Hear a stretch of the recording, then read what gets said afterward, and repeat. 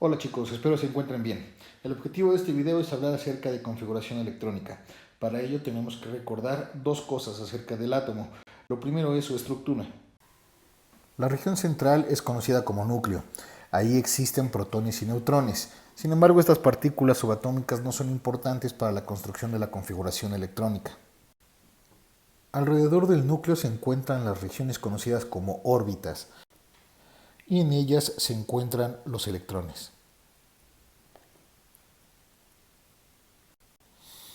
Con el paso del tiempo, la concepción que tenemos de la estructura del átomo ha ido cambiando. Esto se debe a la cantidad de información que conocemos de él. Niels Bohr, por ejemplo, sugirió que los electrones alrededor del núcleo se encuentran a distintas distancias de él. Estas distancias, mejor conocidas como órbitas o como niveles energéticos, que estoy representando con estos semicírculos, tienen una cantidad de electrones máxima que pueden albergar. El primero de ellos puede albergar solo 2 electrones, el segundo 8, el tercero 18, el cuarto y el quinto pueden albergar 32, el sexto 18 y el último 8 nada. Para entender mejor cómo funcionan estas órbitas, podríamos hacer un ejemplo. Vamos a imaginar un átomo con 3 electrones. Tendría que colocar los dos primeros en la primera órbita y el tercero en la segunda órbita. Y el llenado tiene que ser siempre de esta forma. No puedo colocar solo un electrón en la primera órbita y dos en la segunda. El modelo de Bohr explica muy bien la química de los elementos ligeros. El elemento que tiene de manera normal en un estado neutro 3 electrones es el litio. Este sería el ejemplo de litio. Tenemos un solo electrón en el segundo orbital, lo que implicaría que tiene un electrón de valencia, y eso coincide con la química de este elemento. Sin embargo, la química de los elementos más pesados no podía ser explicada con el modelo de Bohr. Surgió la necesidad de un nuevo modelo. Este modelo es el modelo cuántico. La descripción de este modelo no forma parte del curso, sin embargo, basta con mencionar que cada uno de los niveles que Bohr propone, para el caso del modelo cuántico, genera subniveles de energía. El nombre de estos subniveles son S, con un máximo de 2 electrones, P, con 6, D, con 10 y F, con 14. Ahora, consideremos los 7 niveles energéticos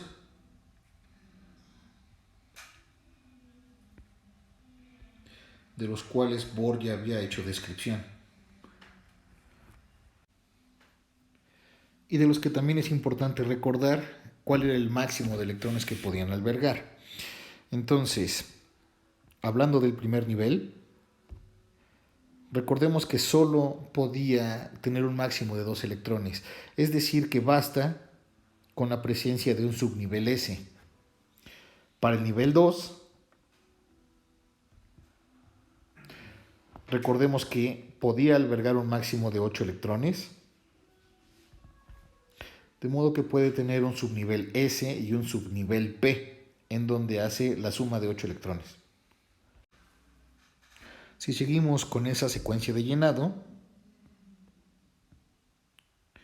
el subnivel 3, S2, 3P6 y 3D10 completan los 18 electrones que caben para el nivel 3. Para el nivel 4 esto ocurre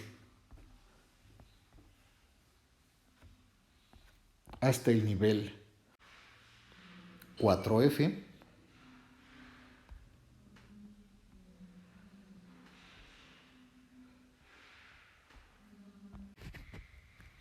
Y es así como se vería el diagrama completo. Ahora, para aprender a usarlo, conviene que quitemos tanto la barra de los niveles energéticos de Bohr como la barra guía de los subniveles energéticos. Y de esta forma hemos construido la herramienta que necesitamos para realizar configuración electrónica del elemento que se desee. A este diagrama se le conoce como diagrama de Müller. La segunda cosa que era importante recordar con respecto de un átomo es cómo saber identificar la cantidad de electrones que éste tiene. Los datos más importantes para esto son el número atómico en principio de cuentas. Vamos a poner el ejemplo del oxígeno. El oxígeno tiene número atómico 8 y masa atómica relativa de 15.99. Recuerda que esta masa se puede redondear, pero de todas maneras no es indispensable para el ejercicio. El dato que más nos importa en este momento es el número atómico. Ya habíamos definido antes al número atómico como el número de protones que un átomo tiene. Sin embargo, si el átomo es neutro, tiene la misma cantidad de protones y electrones. Entonces, para átomos neutros, esto también reflejará la cantidad de electrones que ese átomo tiene. ¿Cómo saber si un átomo es neutro o no? Esto lo podemos saber con el número de oxidación. Si un elemento presenta un número de oxidación 0 o bien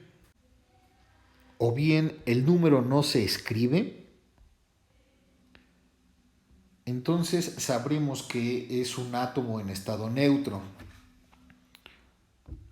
Este 0 representa tal cual el número de oxidación.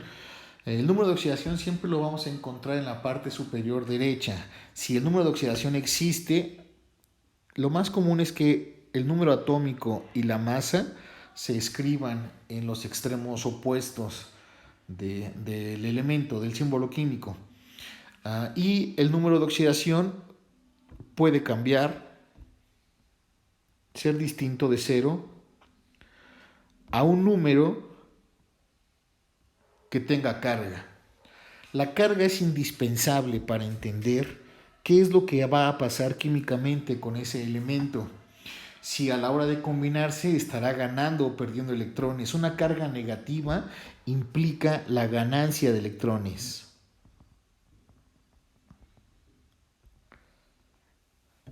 Si el número de oxidación fuera positivo, entonces cuando el elemento se combina va a perder electrones.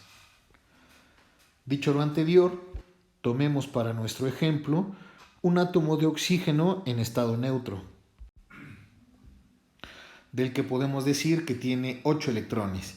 Y procedamos a colocar esos 8 electrones como el diagrama de Müller nos lo indique. Para poder hacer esto hay que entender primero cuál debe ser la lectura del diagrama de Müller, cómo es que vamos a utilizar este diagrama. Siempre vamos a hacer la lectura empezando de arriba hacia abajo y en sentido de derecha a izquierda, como lo pinta la siguiente flecha. Esto nos indicará que para poder colocar los primeros 2 electrones, estos electrones tienen que posicionarse en el subnivel 1s. Los siguientes electrones entonces tendrán que llenarse en el subnivel 2s. Y del mismo modo, podemos ir anotando los subniveles energéticos que se han completado con el llenado de estos electrones. Cuando colocamos los 2 primeros en el 1s2 y los siguientes 2 en el 2s2, podemos decir que hemos colocado 4 de los 8 electrones que hacen falta. Los siguientes 4 caben en el subnivel 2p6. Sin embargo, el subnivel no se va a llenar. Bastará con que coloquemos 4 electrones en el subnivel 2p. Si hubiera habido más electrones que colocar, entonces habría que seguir la secuencia de las flechas como los habíamos estado haciendo. Pero recuerda que el superíndice de los niveles energéticos no es más que un máximo.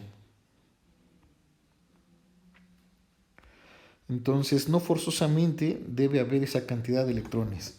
Tiene que haber hasta 2 para el S, hasta el 6, hasta 6 para P, hasta 10 para D. De esta forma ha quedado completa la configuración electrónica del oxígeno. Su configuración es 1s2, 2s2, 2p4. Siempre en los últimos subniveles encontraremos los electrones de valencia. Cuando se hace el análisis de los últimos niveles energéticos, por ejemplo, en el caso del oxígeno, el último nivel energético es el 2. Sus subniveles son S y P, y la suma de esos electrones da 6. El oxígeno se encuentra en la familia 6A, eso implica que tiene 6 electrones de valencia.